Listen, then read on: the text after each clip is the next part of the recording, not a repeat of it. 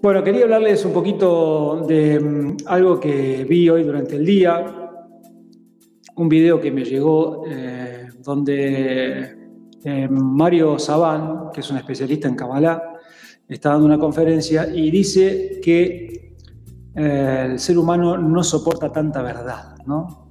Él lo dice, es el título, digamos, de esa parte de la conferencia donde dice el ser humano no soporta tanta verdad. Y entonces dice que el místico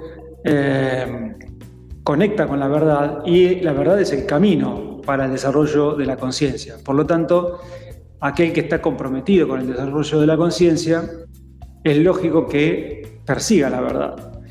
Pero como la mayoría de los seres humanos no soportan la verdad, y no digo no soportamos porque muchas veces me incluyo, pero ya en este caso no me incluyo porque sé que viví muchos años con esa dualidad, sobre todo cuando uno empieza este camino, empieza a tener esa dualidad, y en un momento realmente uno tiene que cortar y hacer otra cosa, distraerse, porque no lo soporta.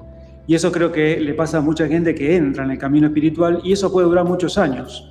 No es que uno empieza a meditar, a practicar yoga o Kabbalah o Tai Chi o cualquier cosa que lo conecte con la conciencia y a la semana ya entiende todo.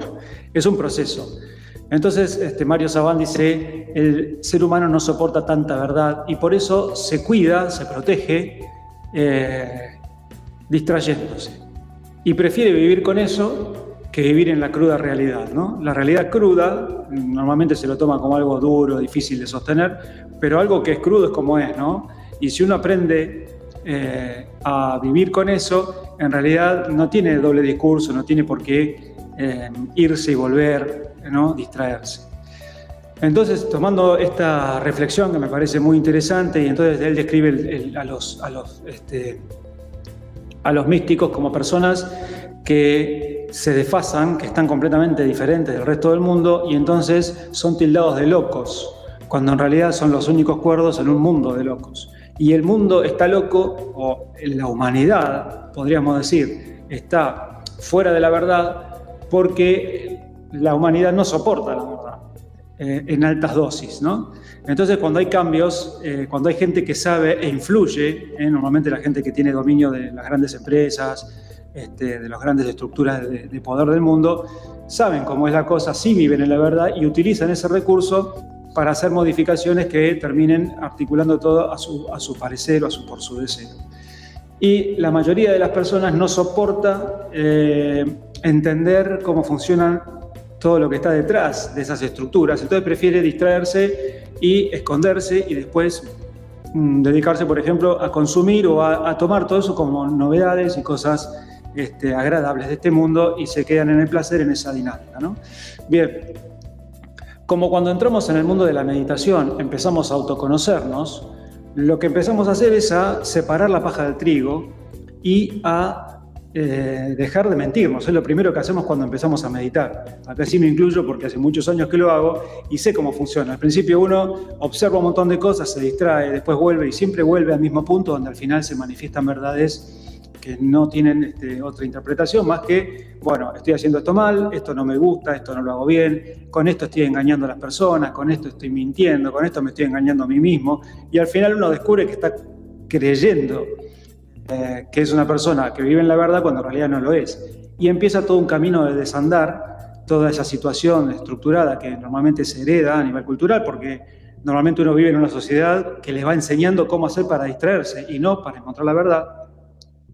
Y entonces es inevitable que cuando alguien se conecta con el autoconocimiento, con la meditación, con la contemplación, no importa qué herramientas uses para eso, uno termina valorando la verdad desde un lugar sagrado. Y entonces cuando mira hacia afuera lo que ve es toda la mentira junta y empieza a observar cómo las estructuras de poder, la política, la sociedad, las religiones prefieren jugar a decir las verdades a medias porque total el resto de las personas no lo va a soportar. Si yo le digo toda la verdad no lo van a soportar. Y entonces la adaptación a la sociedad muchas veces tiene que ver con quedarnos en ese lugar donde es preferible resguardarme porque no lo voy a soportar, ¿no? ¿Qué puede pasar? Y puede pasar que alguien que no está preparado para soportar la verdad se vuelva loco, digamos, ¿no? Realmente, o sea, se vuelva una persona con problemas psíquicos, psicológicos. Entonces, esta situación es una situación que se da y que cuando yo empiezo a crecer en ese sentido, es muy normal que uno se sienta desubicado, ¿no? Que tiene que ver con la palabra loco, ¿no? Fuera del lugar, dislocado, loco. Entonces, la locura muchas veces que se le endilga cuando lo acusan a la persona de conspiranoico, no sé qué, es porque esa persona está viendo toda la realidad y cuando la dice, los que escuchan no lo quieren escuchar. Primero no se quieren escuchar a sí mismos, no han hecho todo ese trabajo. Entonces, lo primero que se genera en ese sentido es rechazo. Como que, bueno, vuelve la pelotita, ¿no? Te dan un cachetazo y te volvés a sentar en tu lugar. Esa situación es una situación que tiene mucho que ver con esta época en la que las personas que tenemos la decisión de ir hacia el interior y a la verdad, nos parece que está todo mal. No porque esté todo mal en el sentido de bien y mal, sino porque para el que construye eso al final el bien es lo que está vibrando con la verdad. En esta época está pasando eso y es muy importante entonces que aprendamos a convivir con eso, sobre todo si estamos trabajando en nuestro conocimiento interior y tal.